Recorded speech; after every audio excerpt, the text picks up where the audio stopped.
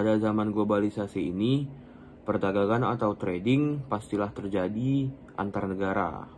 Jadi trading ini adalah proses tukar-menukar barang antar negara, di mana isinya terdapat ekspor dan impor. Ekspor adalah tema OKK kami dengan pengertian pengiriman barang ke suatu negara dari negara lain, karena ada permintaan dari pembeli di negara tersebut.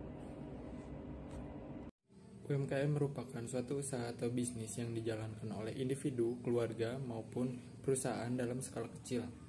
Skala kecil di sini merujuk pada penghasilan dan yang dihasilkan dari UMKM tersebut.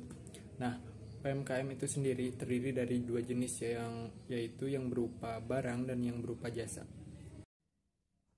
Dengan total wilayah keseluruhan mencapai 5 juta kilometer persegi, Indonesia tentunya dikaruniai dengan banyak sekali sumber daya alam. Lalu, apa saja sumber daya alam yang ada di Indonesia? Yang pertama adalah pertanian dan perkebunan. Di antaranya seperti padi, kelapa sawit, kopi, dan teh. Yang kedua adalah peternakan dan perikanan. Di antaranya seperti sapi, udang, lobster, dan kepiting. Dan yang ketiga adalah hasil tambang. Di antaranya seperti emas, nikel, gas alam, dan batu bara. Kontribusi sektor usaha mikro kecil menengah atau UMKM di Indonesia terhadap kegiatan ekspor diungkapkan oleh Kementerian Perdagangan, yaitu rata-rata kontribusi ekspor adalah 14% dari total nilai ekspor nasional per tahun.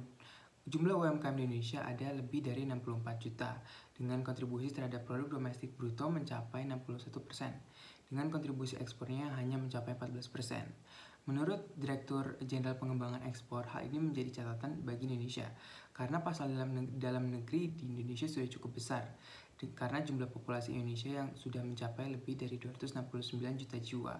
Hanya saja tentu pasar ekspor jauh lebih besar di mana populasi dunia sudah mencapai lebih dari 7,4 miliar jiwa. Ada beberapa tahap yang kami lakukan saat menjalani kegiatan ekspor. Yang pertama adalah kami mencari UMKM atau supplier yang kami butuhkan, yaitu komoditi coconut cargo. Setelah mendapatkan UMKM yang kami butuhkan, selanjutnya kami mencari buyer melalui alibaba.com. Dan setelah mendapatkan buyer yang cocok, kami langsung mencoba untuk menghubungi buyer melalui Gmail atau nomor WhatsApp yang tertera. Setelah kami menemukan kontak buyer yang bisa kami hubungi, yaitu nomor WhatsApp ataupun emailnya, kami langsung mengontak buyer dan juga melakukan penawaran dengan cara mengirim katalog, price list, dan juga name card masing-masing dari kami.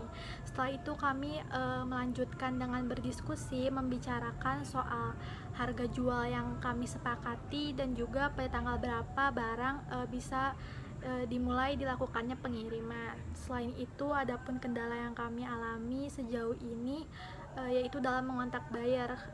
Terkadang kami cukup membutuhkan waktu yang sedikit lama karena ketika kita mengontak buyer itu tidak langsung dibalas.